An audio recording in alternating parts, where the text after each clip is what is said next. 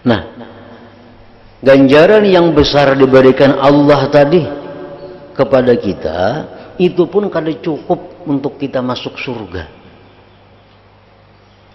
Kalau kita sembahyang ini diberi Tuhan ganjaran ini, kalau kita puasa ini ganjaran ini, dikumpulkan semuaan itu nah. Kada kawa untuk membayari surga itu kada cukup.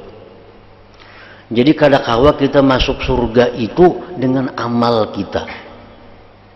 Dengan amal kada kawa. Tidak ada seseorang pun masuk surga lantaran amalnya. Para sahabat bertanya kepada Rasulullah Sallallahu Alaihi Wasallam, apakah paduka juga begitu ya Rasulullah? Pian pang ya Rasulullah kayak itu jualah. Kalau kau masuk surga dengan amal, Rasulullah menjawab, wala ana illa ayyataghammadani Allah birahmatih. Aku pun tidak dapat masuk surga sebab amalku, melainkan aku dilingkupi rahmat Allah Subhanahu wa ta'ala. Jadi kita masuk surga itu adalah dengan rahmat Allah. Dengan rahmat Allah. Lalu amal kita ini apa gunanya? Kita bakal masuk surga kada lawan amal. Ibnu Mas'ud radhiyallahu anhu mengatakan bahwa kita ini selamat dari titian siratal mustaqim itu dengan kemaafan Allah. Dengan kemaafan Allah. Dengan kemaafan Allah kita bisa menyeberang ke halaman surga. Amal kita kada kau menyelamatkan. Ujar Ibnu Mas'ud. Kita masuk surga pulang rahmat Allah. Memberhitung amal kada kau bayar surga itu. Karena rahmat Allah itulah yang menyebabkan kita masuk surga. Nah, amal kita ini bangsa kenapa? Amal kita ini hanya berfungsi untuk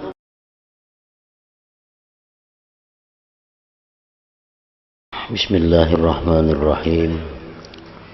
Alhamdulillahirabbil alamin.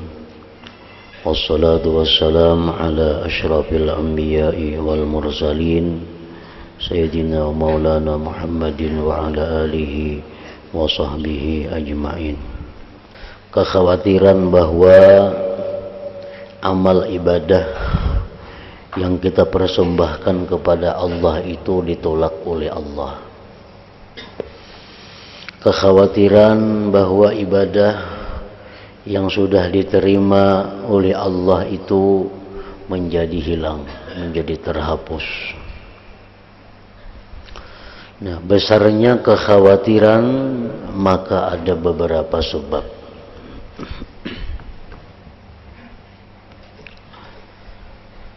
Pertama, yang kita sembah adalah Maharaja yang kemegahan dan keagungannya tidak ada habis-habisnya. Yang pertama itu yang kita hadapi, yang kita sembah itu adalah Tuhan yang maha segala-galanya, maha mengetahui hati kita, maha mengetahui seluruh gerak-gerik kita, maha mengetahui apa yang tersirat di dalam hati kita. Itu satu yang menyebabkan kita khawatir amal ibadah kita ini ditolak oleh Allah. Allah telah memberikan nikmat kepada engkau yang tidak terhitung banyaknya. Berapa nikmat Allah yang diberikan kepada kita, kita kada bisa menghitung dan kada bisa menilai serta kada ada harganya.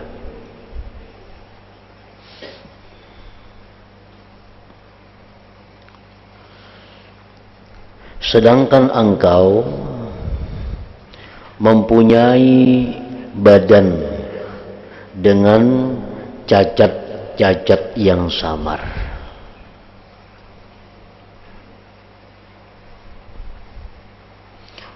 Kita waktu beribadah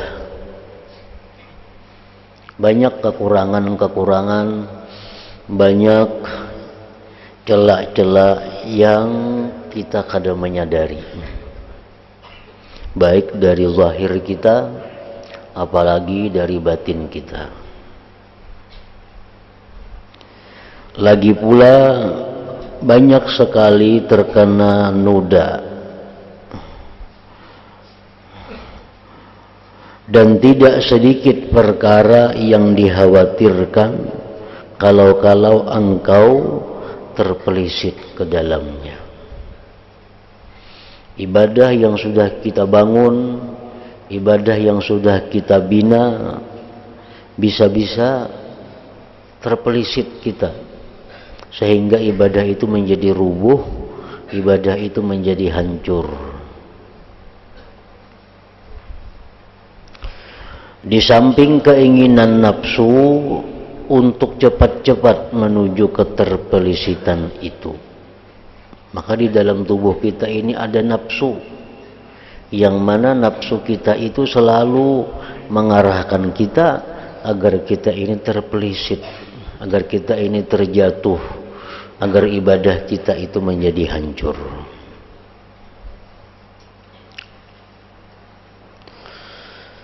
Engkau perlu mengeluarkan, memproduksi amal yang bening. Engkau perlu menerbitkan, menimbulkan amal yang bening. Lagi pula selamat dari badan yang celak, serta nafsu yang senantiasa cenderung kepada kejelikan dan selalu mengajak berbuat buruk. Kita ini dituntut untuk beribadah dengan ibadah yang murni, khalisan lillah. Kita dituntut beribadah dengan ibadah yang murni, yang bening. Sedangkan tubuh kita ini banyak cacatnya. Nafsu kita mengajak kepada yang jahat.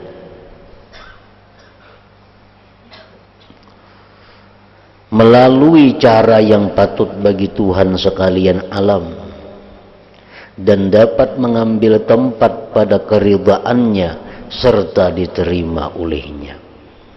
Itu yang kita khawatirkan ini. Kita dituntut mengeluarkan, menerbitkan ibadah yang murni, sedangkan tubuh kita ini banyak celaknya, sedangkan nafsu kita mengajak selalu kepada kejahatan. Kalau tidak begitu, artinya kalau ibadah kita itu tidak murni karena Allah, ibadah kita itu ada bercampur dengan yang lain daripada Allah, maka engkau bakal kehilangan keuntungan yang besar, yang nafsu siapapun tidak akan tega kehilangan keuntungan itu. Sembahyang 2 rakaat dihargai oleh Allah dengan dunia dan isinya, bahkan lebih baik. Itu kalau ibadah yang kita terbitkan, ibadah yang kita keluarkan itu ibadahnya murni. Kalau ibadah kita ini bercampur, ibadah kita ini sudah kada murni lagi, kita kehilangan keuntungan itu. Janji-janji yang diberikan Allah kepada orang yang melakukan ibadah, seperti janji diampuni dosa, janji diberi pahala, janji diberikan gedung di surga, janji diberi bidadari-bidadari, itu orang-orang yang dapat melakukan ibadah dengan ibadah yang murni.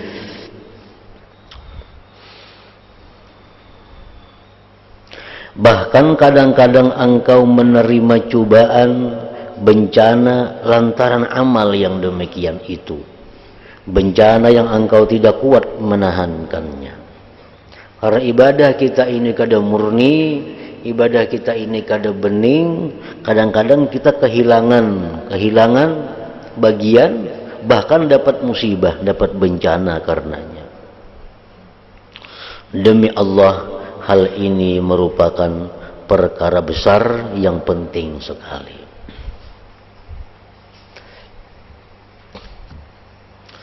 Nah, jadi itulah salah satu kekhawatiran pada diri kita tentang ibadah yang kita persembahkan kepada Allah Subhanahu wa ta'ala.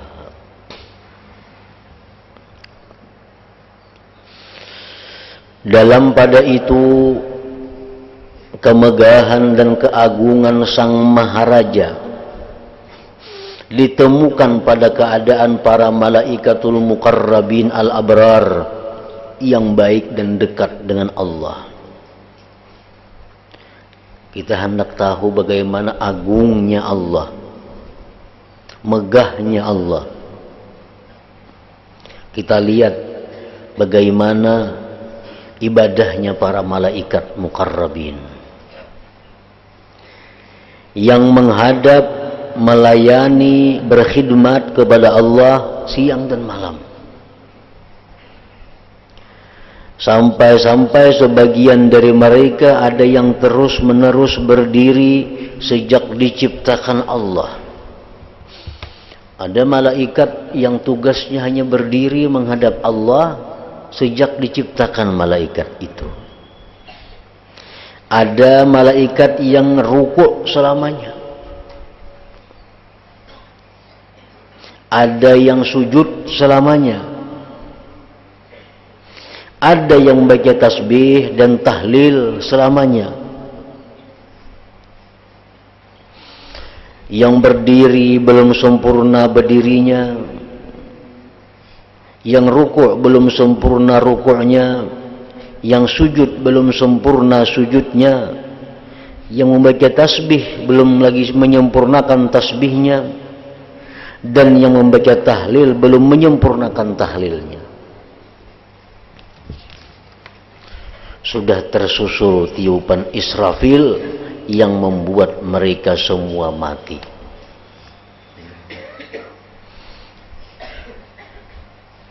Jadi ada malaikat yang belum lagi sempurna berdiri, datang tiupan Israfil, mati. Ada lagi malaikat yang belum sempurna membaca tasbihnya, tahlilnya, datang tiupan Israfil, mati. Kemudian sesudah selesai pelayanan khidmat yang agung ini, semua berseru, Subhanaka ma'abadnaka haqqa ibadatik.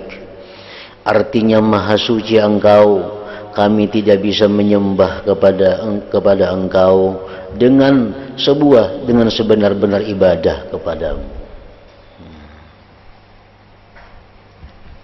Malaikat yang ibadahnya sangat tulus, malaikat yang ibadahnya sangat khusyuk, malaikat yang ibadahnya kadang mengenal bosan dan letih,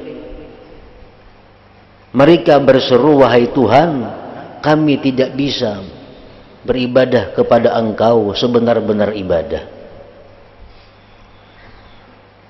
Padahal ibadah mereka itu sudah sangat murni, ibadah mereka sudah sangat agung.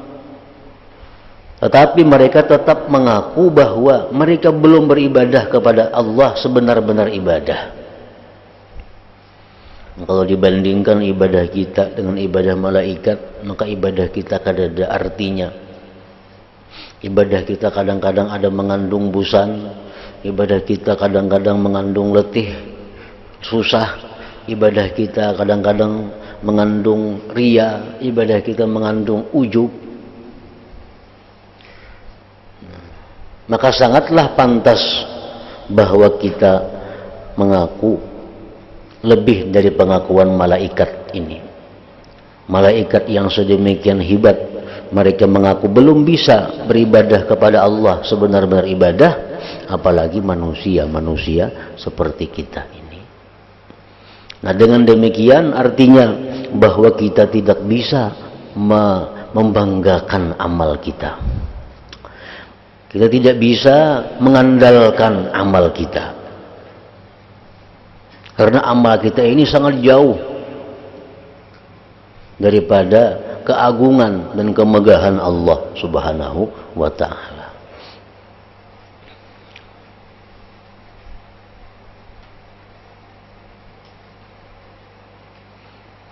Kadang-kadang kita berkata, baik di dalam hati atau lisan, rancaknya sudah aku berdoa, belum juga dikabulkan Tuhan lagi. Doa kita tuh kayak apa yang kita persembahkan kepada Allah? Bujur garang doa kita itu, murni kada doa kita itu, sesuai kada doa kita itu dengan Tuhan yang Maha Agung. Jadi ucapan kita beribu kali sudah berdoa belum kabul juga lagi, itu ucapan yang salah, anggapan. Itu berarti ada perasaan mengandalkan amal. Padahal amal kita ini sebenarnya jauh untuk bisa diandalkan. Amal kita ini sangat jauh untuk bisa kita pegang, untuk kita banggakan. Karena amal kita pasti ada celahnya, ada cacatnya, ada kurangnya.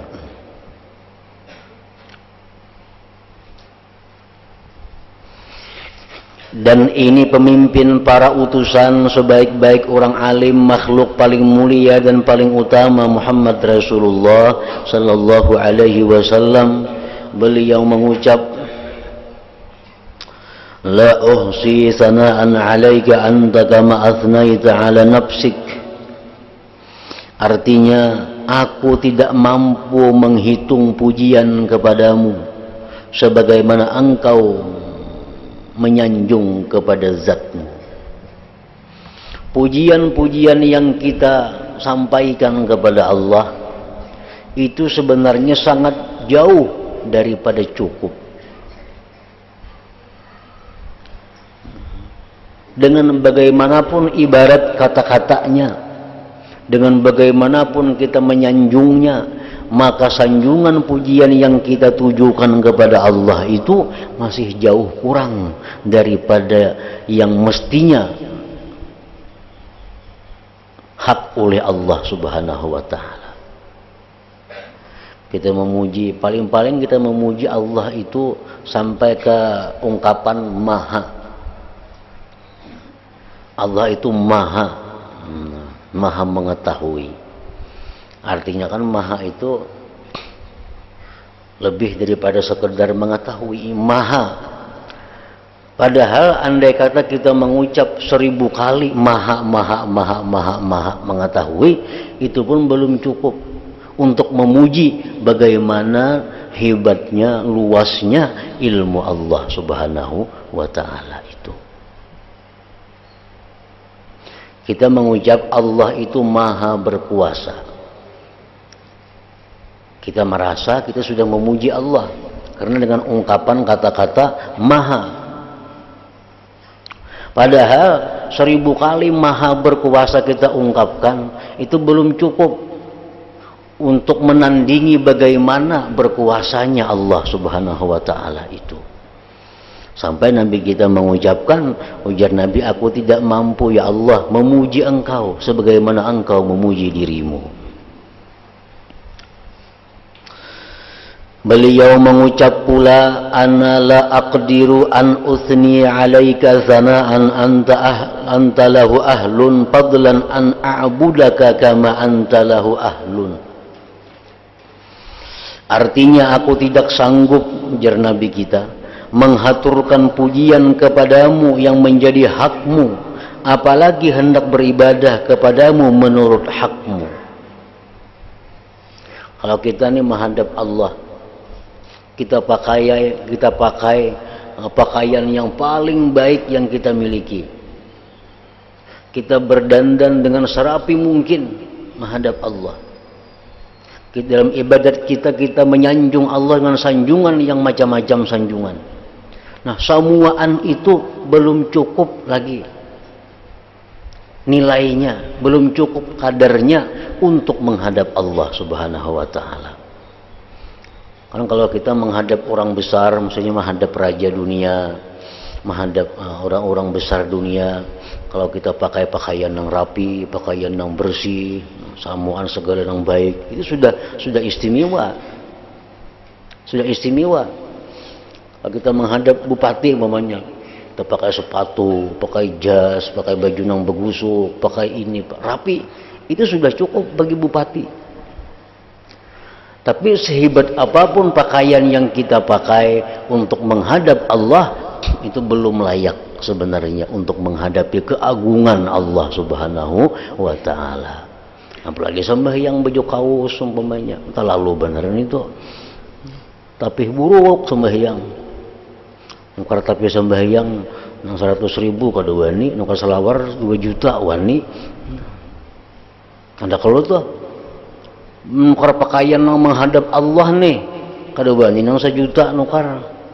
Baju ka orang aruh wani jadi 3 juta nukar baju. Ini pelecehan kepada Allah. Padahal andai kata kita memakai baju yang semahal-mahalnya menghadap Allah, itu masih kurang dengan keagungan Allah. Apalagi barang-barang nang hina, barang-barang murahan kita pakai untuk menghadap Allah Subhanahu wa ta'ala.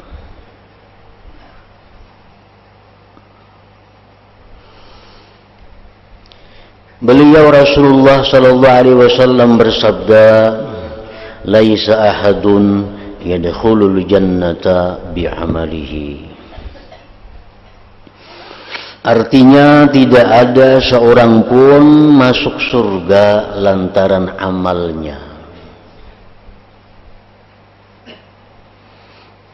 Lantaran amalnya.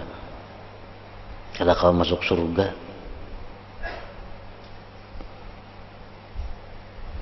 kenapa? Karena kau masuk surga dengan amal. Amal kita ini amal yang kada murni. Amal kita ini amal yang banyak cacatnya. Amal kita ini amal yang banyak rusaknya. Andai kata amal kita itu dinilai oleh manusia, sembahyang kita 2 rakaat atau 4 rakaat, manusia yang menghargai paling 50.000 diberinya. Namun berharga 50.000.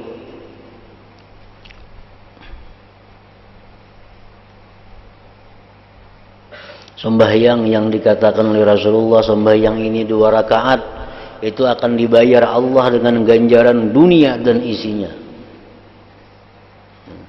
Kita sembahyang 2 rakaat karena diupah manusia, sembahyang hadiah ajar. Sembahyang hadiah 2 rakaat aja. Kalau sembahyang hadiah arwah abah, berpuluh-puluh orangnya, arwah abah, arwah mama, dan sanak macam-macam. Berapa duitnya? 20.000 isinya. Manusia menghargai amal kita sangat murah. Allah menghargai 2 rakaat itu lebih baik daripada dunia dan isinya. Jadi kalau kita beramal karena manusia, kita adalah orang yang sangat bodoh, orang yang sangat tidak berakal. Berapa manusia yang beri harga amal kita? Nah, ganjaran yang besar diberikan Allah tadi kepada kita, itu pun kada cukup untuk kita masuk surga. Kalau kita sembahyang ini diberi Tuhan ganjaran ini, kalau kita puasa ini ganjaran ini, dikumpulkan semuaan itu nah. Kada kawa untuk membayari surga itu kada cukup. Jadi kada kawa kita masuk surga itu dengan amal kita. Dengan amal kada kawa. Tidak ada seseorang pun masuk surga lantaran amalnya. Para sahabat bertanya kepada Rasulullah sallallahu alaihi wasallam, apakah paduka juga begitu ya Rasulullah? Pian pang wahai Rasulullah kayak itu jualah. Kalau kau masuk surga dengan amal, Rasulullah menjawab, wala ana illa ayyataghammadani Allah birahmatih. Aku pun tidak dapat masuk surga sebab amalku, melainkan aku dilingkupi rahmat Allah Subhanahu wa ta'ala. Jadi kita masuk surga itu adalah dengan rahmat Allah. Dengan rahmat Allah. Lalu amal kita ini apa gunanya? Kita bakal masuk surga kada lawan amal. Ibnu Mas'ud radhiyallahu anhu mengatakan bahwa kita ini selamat dari titian siratal mustaqim itu dengan kemaafan Allah.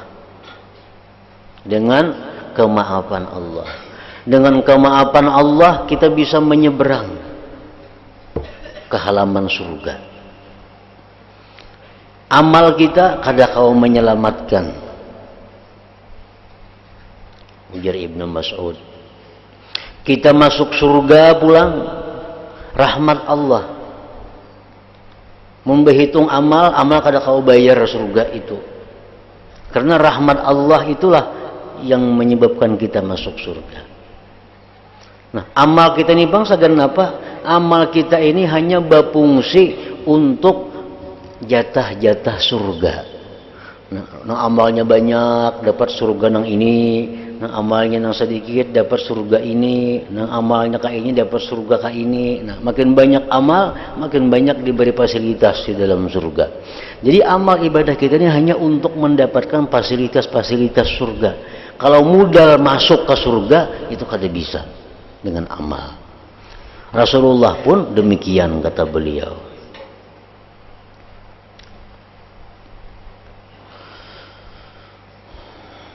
Nah, jadi artinya bahwa kita beramal kepada Allah, kita beribadah kepada Allah, kita ikhlaskan, kita murnikan ibadah tadi hanya untuk Allah.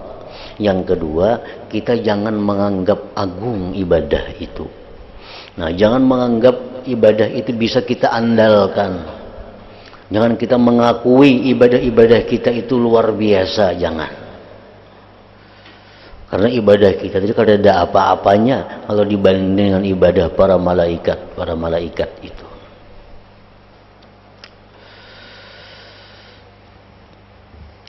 Adapun nikmat dan anugerah Allah itu sebagaimana difirmankan Allah Ta'ala, wa in ta'uddu ni'matallah la tuhsuha.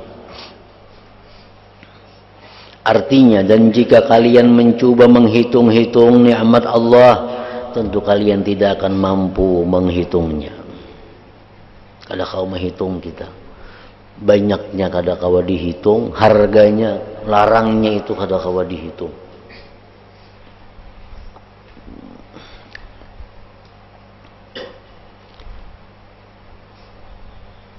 Dan setiap nikmat yang diberikan Allah kepada kita itu kada gratis. Nikmat yang diberikan Allah kepada kita kada gratis.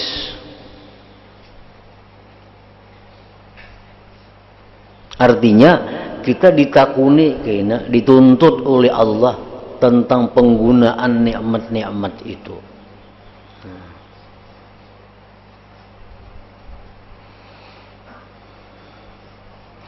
Juga seperti apa yang diriwayatkan bahwa kelak pada hari kiamah manusia akan digiring menurut 3 buku catatan.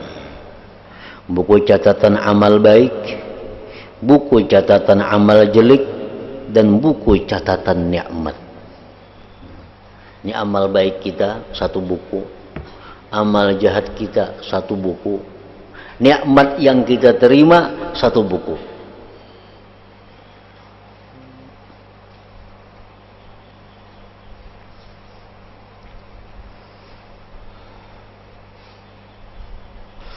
Kemudian amal-amal baik dibandingkan dengan amal-amal jelek.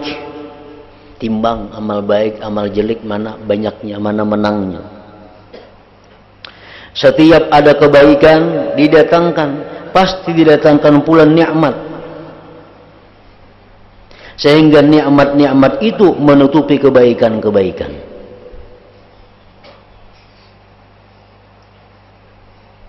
Sedangkan perbuatan jelek dan dosa tetap.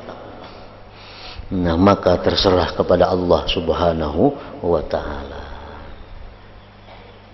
Kita beramal kebaikan, periksa catatan amal. Aku bersedekah hari anu 10 juta. didatangkan nikmat Tuhan. Nang 10 juta itu ya Tuhan yang beriakan itu di mana datangnya? Kan aku juga nang beri. Jadi hilang. Nang perasaan kita rasa bersedekah tuh itu ditantang oleh Tuhan. Ikam 10 juta di mana mencari? Kalau ikam mencari mun kada kusediakan duitnya ya Tuhan. Kalau ikam mencari mun ikam kada kaulahakan mata, kada kaulahakan tangan, kada kaulahakan batis, dapatlah 10 juta duitnya. Nah, kada dapat 10 juta mungkin kita kada bermata, kada berbatis, kada bertangan. Nah, setiap kali kebaikan yang kita kerjakan didatangkan nikmat Allah. Sembahyang tengah malam datang lagi nikmat. Ikam kawa sembahyang itu siapa yang memberi kekuatan? Nikmat dari Allah. Ikam kawa lapang sembahyang malam itu nikmat dari Allah. Nah, setiap kali kebaikan yang kita lakukan didatangkan nikmat, sehingga kebaikan kita menjadi tertutupi, amal ibadah kita menjadi tertutupi dengan nikmat-nikmat Allah. Sedangkan dosa tetap seperti adanya.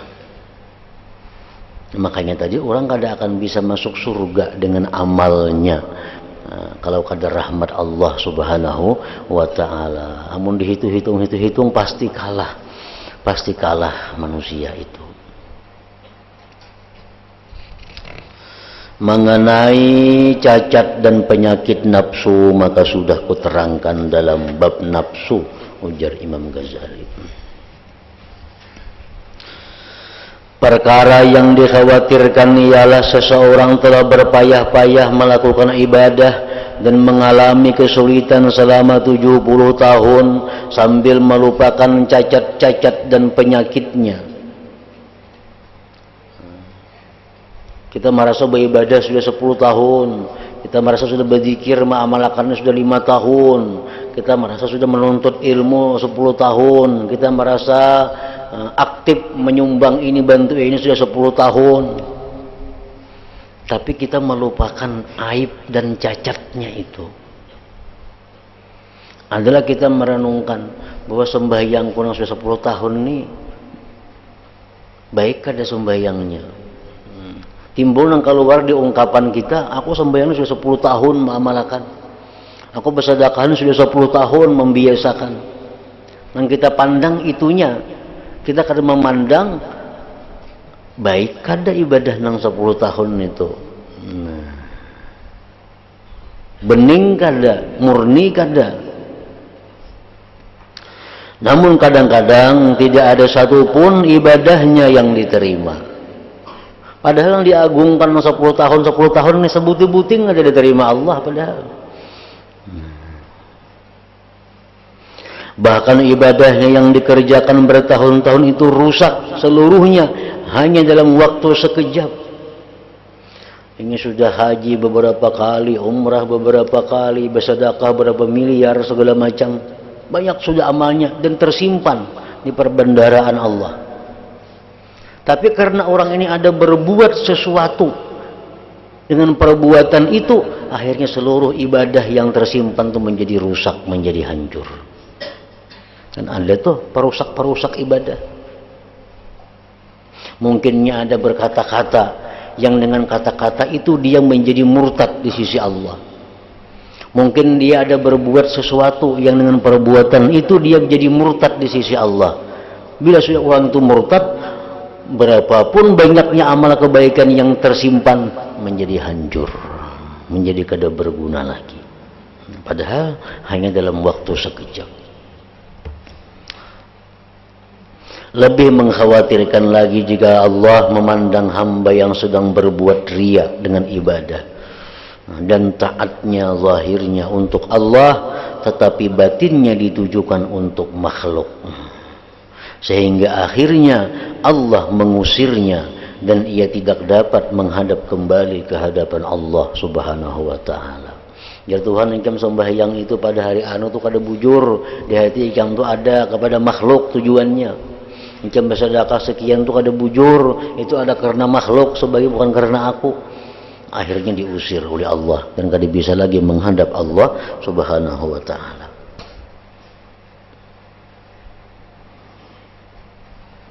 Aku pernah mendengar sebagian ulama, ujar Imam Ghazali, menceritakan tentang Al-Hasanul Basri rahimahullah, bahwa beliau pernah dilihat dalam mimpi sesudah wafat. Beliau ditanya mengenai keadaan diri beliau. Beliau menjawab, aku dihadapkan kepada Allah dan ditanya, hai Hasan, apakah engkau ingat pada hari engkau salat di masjid, tiba-tiba para muslimin pada memandangmu, lalu engkau menambah baik salatmu. Seandainya di permulaan salatmu tidak engkau niatkan demi untukku semata, niscaya hari ini aku usir, ujar Tuhan, dari hadapanku, dan aku putuskan hubunganmu denganku sama sekali. Nah, jadi penting juga dalam niat itu dibuat lillahi ta'ala itu.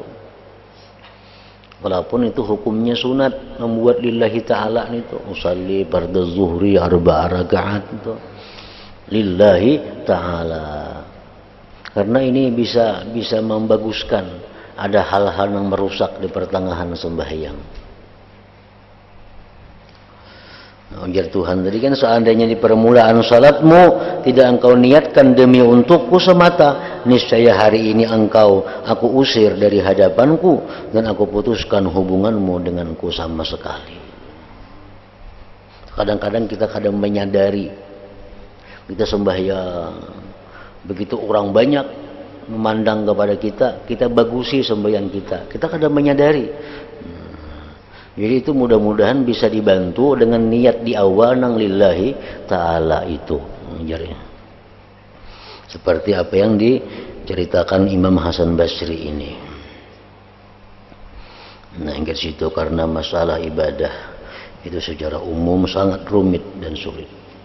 Ila hadratin Nabi sallallahu alaihi wasallam. Al-Fatihah. A'udzubillahi minasyaitonir rajim. Bismillahirrahmanirrahim.